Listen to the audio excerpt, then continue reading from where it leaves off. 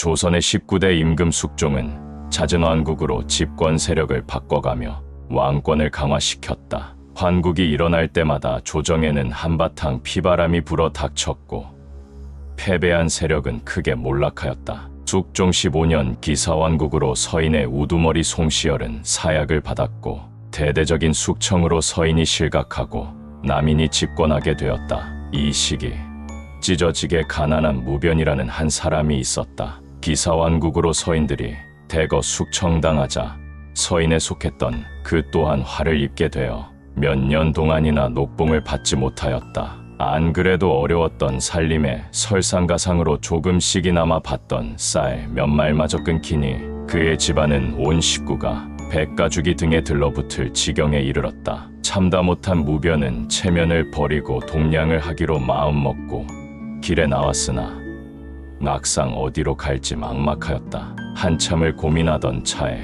그의 머릿속에 문득 한 사람이 떠올랐다. 옳지, 신대감님께 찾아가 봐야겠다. 판서 신여철은 신립의 증손이자 인조반정의 공신인 신경진의 손자로 일찍이 높은 자리를 두루 거친 지체 높은 양반이었다. 별 볼일 없던 무변 같은 사람이 어찌 그런 양반과 연고가 있었는고 하니 과거 신대감이 훈련대장을 맡던 시절 그의 막하에 머물러 서로 안면이 있던 것이었다. 또한 같은 서인에 속하기도 하니 무변은 그에게 감히 부탁해 볼 만하다 여겼다. 서인이었던 신여철 또한 기사환국 이후 자리에서 쫓겨난 상태였으나 무변은 그런 사정을 따질 상황이 아니었다. 스스로 부자는 망해도 3대는 간다지 않았는가 하며 신대감을 찾아가 사정을 이야기하였다. 그간 안녕하셨습니까? 대감, 저를 기억하시려는지요? 부끄럽기 짝이 없지만 처자식이 굶어 죽어가는 판에 아비된 자로서 가만히 지켜볼 수만은 없어 염치불고하고 이렇게 찾아왔습니다. 혹시 먹을 것을 조금만 내어주실 수 있겠습니까? 그러자 신대감이 그를 반갑게 맞이하며 말했다. 이게 누군가? 어서 들어오게. 자네 같은 사람이 이런 어려운 처지에 놓이다니 내 마음이 편치 않네. 앞으로도 어려워 말고 언제든 찾아오게나. 그러고는 한 상을 후하게 차려주고 집에 가져갈 양식까지 챙겨주었다. 그날 이후로 무변은 매일같이 신대감 댁으로 가 먹을 것을 얻어갔고 신대감은 자신의 살림도 넉넉하지 않았음에도 실은 내색 한 번 없이 매번 무변을 잘 챙겨주었다. 그러던 어느 날 무변이 여느 날과 다르지 않게 신대감 댁으로 찾아갔는데 그날따라 대감의 모습이 보이지 않았다. 오늘은 대감께서 출타하신 모양이로구나. 그가 대감 집 하인을 불러 묻자 하인이 대답했다. 오늘은 손님이 오셔서 사랑채에서 담소를 나누고 계십니다. 무변은 대감이 나오기를 기다리고 있는데 웬 낯선 자 하나가 사랑채 쪽으로 몰래 들어가는 것이 보였다. 무변은 이를 수상하게 여겨 그 자가 간 곳으로 조심스레 따라가 보았다. 하지만 그새 몸을 숨겼는지 사랑채 근처엔 아무도 보이지 않았다. 사랑방 안에서는 신대감이 누군가에게 말하는 소리가 들려왔다.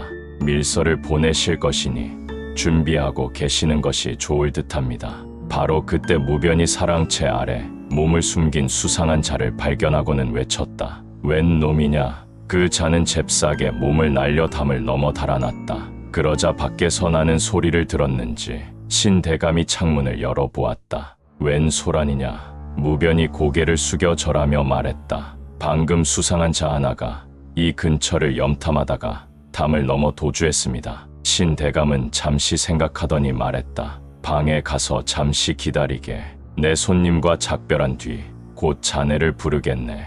무변이 돌아가 기다리니 잠시 후 신대감이 무변을 불러 장하다는 듯 말했다. 아까 자네가 본 자는 남인들이 보낸 첩자일 걸세. 잘 말해주었네.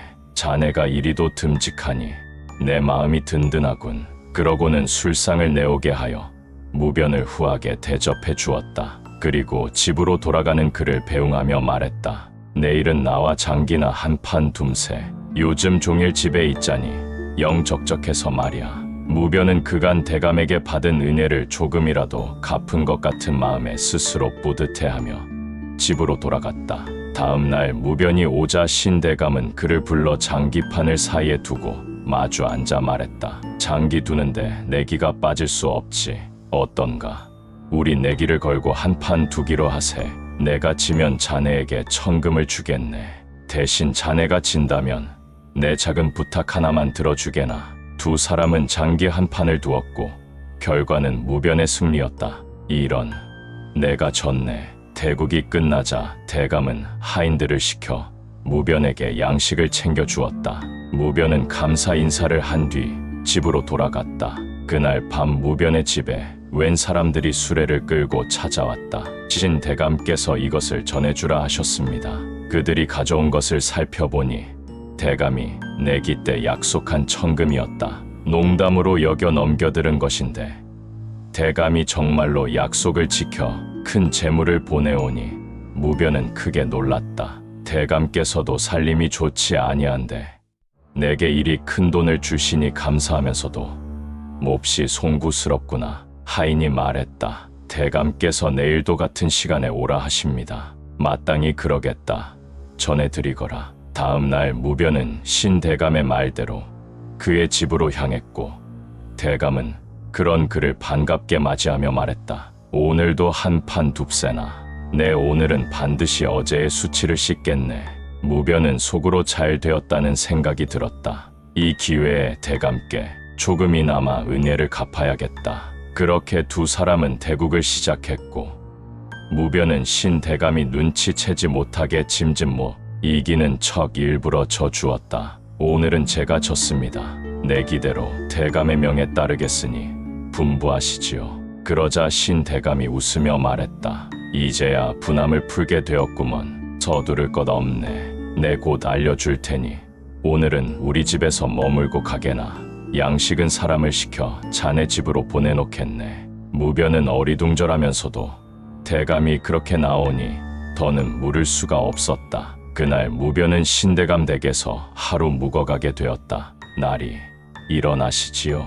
대감께서 부르십니다. 깊은 밤 하인들이 급하게 무변을 깨웠다. 무변이 어리둥절해하며 일어나 그들을 따라 마당에 나가니 신대감이 야밤에 갑주갑옷과 투구를 두른 채 서 있었다. 이보게, 자네가 나를 위해 해줄 일이 생겼네. 무변이 의아해하며 물었다. 무슨 일입니까? 그러자 신대감이 갑옷과 투구를 건네며 말했다. 먼저 이걸 입게나. 갑옷과 투구를 보고 의아한 무변이 물었다. 이 야심한 밤에 무장을 하고 무얼 하시려는지요? 하지만 신대감은 자세히는 일러주지 않고 갑옷을 무변의 손에 넘기며 재촉했다. 자네가 나와 함께 갈 곳이 있으니 서두르게. 그러고는 무변에게 말을 내주어 타도록 했다. 자네가 내게 귀한 도움을 줄 것이네. 내 뒤를 잘 따라오게나. 무변은 영문도 모르고 갑주를 두른 채 말에 올랐다. 잠시 후 통금 시간이 끝났음을 알리는 파루 소리가 울리자 신대감이 앞장서서 대문을 나섰고 무변은 그의 뒤를 따라갔다. 무변은 대감이 어디로 가는지 매우 궁금했으나 이미 2번이나 일축한지라 감히 더 이상 묻지 못하고 말없이 그를 따라가기만 했다. 컴컴한 어둠 속에서 한참 말을 달리고 있는데 관상감 고개를 넘을 때쯤 해가 뜨기 시작하니 점차 주변이 밝아왔다.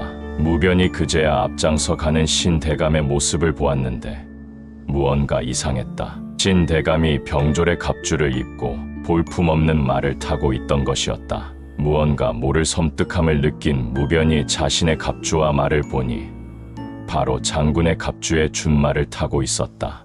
대감, 바로 그때 수많은 화살이 날아와 무변의 몸에 꽂혔다. 그는 그대로 말에서 떨어졌고 신대감은 떨어진 무변을 보더니 급히 말을 달려 재빨리 그곳을 벗어났다. 이야기는 이러했다. 신대감은 일찍이 병마절도사를 지냈던 무관으로 과거 경신왕국 때 서인편에 서서 남인들을 축출하는데 앞장선 인물이었다. 그는 이후 판서 자리에까지 올랐지만 몇 년 전 기사왕국 때 서인들이 중전 폐출을 반대하다 숙청을 당하자 그 또한 파직당해 몇 해 동안 집에서 기거하게 되었다. 그러던 어느 날 그의 정보원이 찾아왔다. 주상께서 마음을 바꾸시고 다시 곤전을 복위시킬 기미를 보이고 계십니다. 곧 대감께 밀서를 보내 병권을 내리실 것이니 이를 받으시는 대로 입궐하시면 됩니다. 신 대감이 크게 기뻐하며 말했다.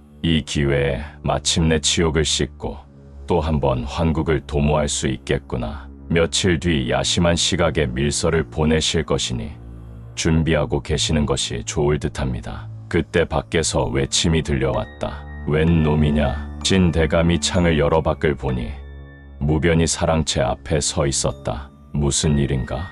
방금 수상한 자가 이 근처를 염탐하다 담을 넘어 도주했습니다. 방에 가서 잠시 기다리게. 내 손님과 작별하고 곧 자네를 부르겠네. 대감이 문을 닫자 그의 정보원이 다급히 말했다. 대감, 이는 필시 남인들의 첩자일 것입니다. 정보가 새어나간 것 같으니 궁에 가실 때 조심하셔야 할 듯합니다. 매복이 있을지도 모릅니다. 신대감이 잠시 생각에 잠기더니 말했다. 걱정 말게. 내게 좋은 생각이 있네. 그러고는 정보원과 작별하고 무변을 불렀다. 내일은 나와 장기나 한판 둠세. 잠시 후 야심한 밤하인이 신대감을 급히 깨웠다. 대감, 일어나시지요. 궁에서 밀서가 왔습니다. 그는 밀서를 읽어보고는 말했다. 대장 자리에 제수되었으니 파루가 울리는 대로 즉시 궐로 오라고 하시는구나. 준비해둔 갑옷을 가져오너라. 그리고 가서 무변을 깨우거라. 이보게, 자네가 나를 위해 해줄 일이 생겼네. 진여철이 무변과 함께 궐로 향하던 시가 남인들은 신대감이 지나게 될 관상감 고개의 궁수들을 매복시켜 놓고 있었다. 바로 소리가 울리고 얼마 뒤 두 사람이 말을 타고 오는 것이 보이자 대장이 궁수들에게 나지막이 명했다. 저기 준말을 타고 오는 놈이 신대감이다. 진호를 내리면 일제히 두 번째 오는 놈을 향해 쏘아라. 온몸에 화살이 박힌 무변은 그 자리에서 숨이 끊어졌고 무변의 목숨으로 화를 모면한 신대감은 급히 말을 달려 궐에 들어가 무사히 병부를 받을 수 있었다. 그렇게 나라의 대권은 신대감의 손에 들어갔고 그를 위시로 한 서인들은 숙종의 비호 아래 남인들을 숙청하여 다시금 정권을 잡게 되었다. 그 후 신대감은 죽은 무변의 장사를 후하게 치러주었고 그의 남은 가족들을 자주 돌봐 주었다. 또한 무변의 아들이 아버지의 3년상을 마치고 돌아오자 그에게 관직을 주선해 주어 평생 넉넉한 급료를 받을 수 있게 해주었다. 내 아비를 닮아 든든하구나. 감사합니다. 대감. 진대감은 원한을 사지 않고 은혜를 베풀며 다른 사람으로 하여금 자기 대신 죽게 만들었다. 정치는 칼보다 무섭다더니 이는 신대감과 같은 사람을 두고 하는 말이 아닐까.